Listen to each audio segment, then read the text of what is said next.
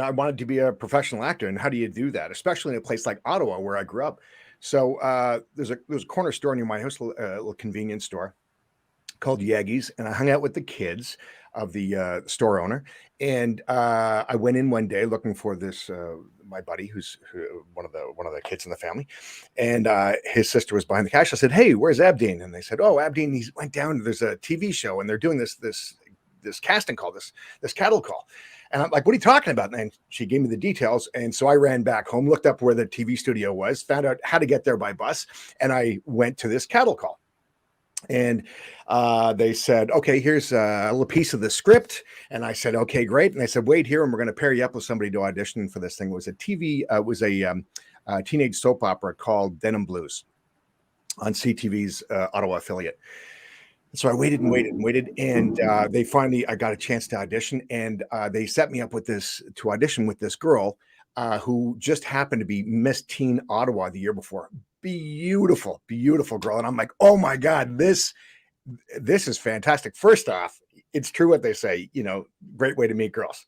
But second of all, I thought I'm going to have a lot of attention on our audition because she is beautiful and talented as well. I said, "This is really going to work out well." And so we auditioned. She was wonderful, made the whole process really simple. And about a week later, they called and said, "Hey, we want you to come back and for this callback, have another audition." And I said, "Okay, great." And I couldn't wait to go and see Jane again, the Miss Teen Ottawa, but she wasn't there. And I asked where she was. She was my acting partner, and they said, "No, you're the one that we want to see for this role."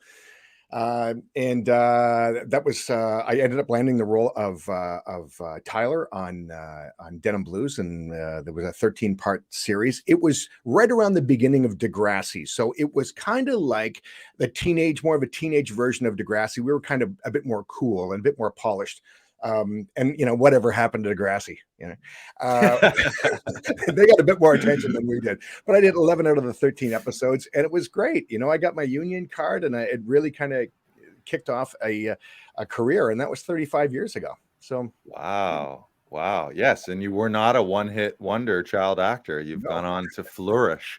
Had you taken classes or anything before that, or it was just like, what is this world, and you stumbled into it and it worked out?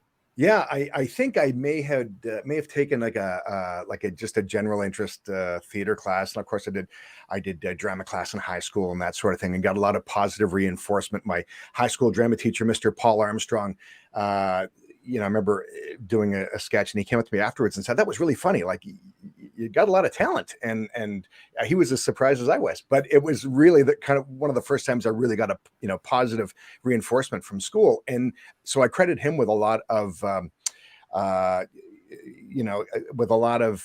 building up the thought in my head that this was possible. This is something I was maybe good at, and I should pursue and try. And but I took a few classes, and I didn't really like what I was learning so much, and so I ended up starting an acting school actually after a while because of my time on set. And I figured, well, nobody's really teaching about being on set, especially about the day player. Boy, there is a whole hidden world that everyone wants to be the star and get on there and land a series and be on there all the time, but that's not, you can grow into that when you're a regular part of a series. It's the day player. Boy, they got the toughest job anywhere. You end up joining a family, a well-established family, and you're stepping on there. Everybody knows each other, from the craft services to wardrobe, and all of the actors. They know their ins and outs, the inside jokes, the directors,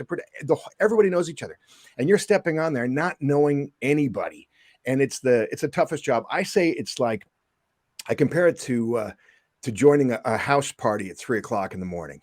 Everyone's drunk and in love, and you arrive sober to drive people home, and people are like, "Hey!" And you really have to get up to speed very quickly and try to find your way to fit in. And that's what I wanted to focus on with the acting school. I really wanted to talk about, okay, you're showing up, and it's you're walking into somebody else's production. How are you going to make yourself feel comfortable in front of the camera? What are you going to do? Who do you need to know?